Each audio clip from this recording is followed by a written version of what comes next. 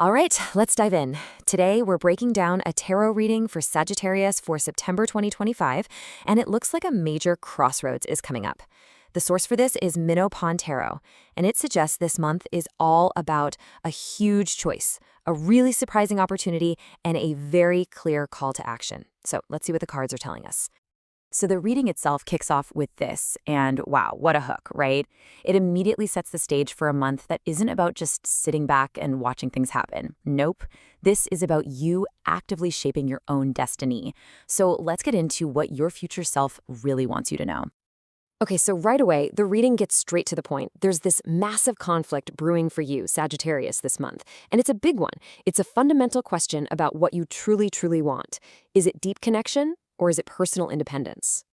So let's break this down. On one hand, you've got attachment, this desire for a really strong, maybe even a 24/7 style bond with someone. But on the other hand, you've got freedom, that deep need for your own personal space, the flexibility to just forge your own path. The reading makes it super clear that there's no right or wrong answer here. The whole point is to figure out what your gut, your intuition, is telling you right now. And just when you think you've got it all figured out, bam! The reading throws in a major twist. See, this isn't just about a romantic relationship. It could be a job, a project, any kind of major commitment. And the source suggests you might run into an outlier, a person or an opportunity that is so unique, so different, that it makes you completely rethink your whole stance. You might be convinced you want freedom, but this could change everything. Okay, so you've got this huge choice in front of you. What do you do about it? Well, thankfully, the reading doesn't just drop this problem in your lap and walk away.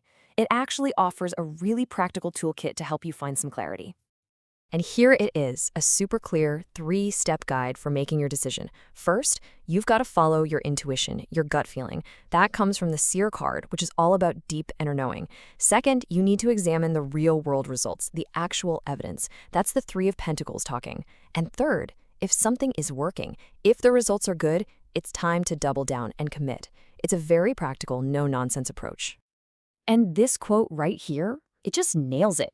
The message is crystal clear. If you're confused, stop getting stuck in your head and just look at the tangible outcomes. Whatever's actually creating positive quality results in your life, that's your sign. That's your roadmap for where to go next. So building on that idea of looking at results, the reading introduces this really powerful concept for the month. You need to actively stress test your life to see what's actually built to last.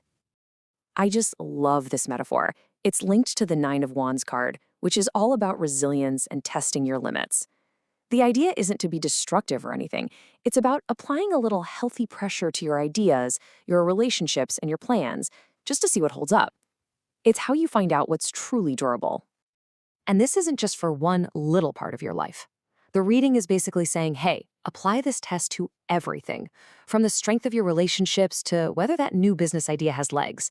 Test your goals, your creative plans, even your deepest core wishes. This month is all about discovery, so you can find out what sticks and know exactly where to put your energy. All right, so beyond all the practical how-to stuff, there's a huge message here about your mindset. It's really about being open, being flexible, and just being ready to be surprised by where this journey is about to take you. Oh, I love this part. Don't be afraid of looking like a fool. I mean, that's a direct challenge, right?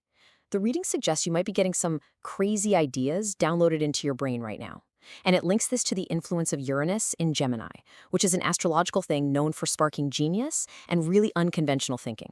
Your biggest hurdle isn't going to be the idea itself. It's going to be the fear of looking silly for even trying it. And this is where it gets really exciting. The concept of the Fool's Journey comes up. The 2 tarot cards that appeared, the Fool and the World, suggest a really, really quick progression. We're talking you could go from taking some wild risk to achieving a major goal way faster than you think is even possible. And this chart just lays it all out perfectly.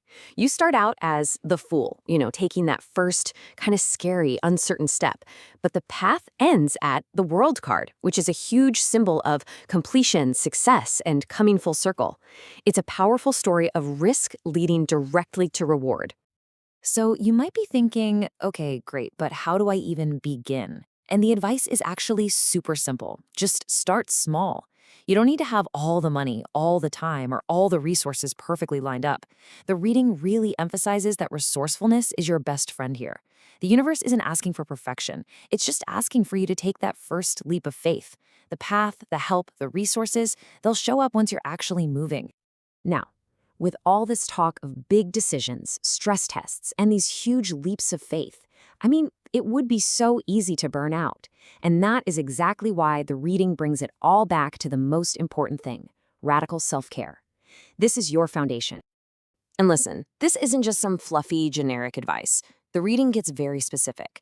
It's telling you to get plenty of rest, stay healthy, but it also explicitly says to avoid energy vampires, which the source connects to the devil card, a symbol of those unhealthy attachments and draining patterns. The whole key is to purify your energy and consciously build an environment where you can actually thrive. You gotta build that strong foundation for all the action you're about to take. This is probably the most practical piece of advice here for managing your energy. Think of it like a simple audit. As you go through your day, just notice what leaves you feeling completely drained. Is it a certain person, a task, a place? The advice is so direct. Either fix it or get rid of it. That is how you protect your power this month. So after all this work, all this testing, risk-taking, and self-care, where does it all lead?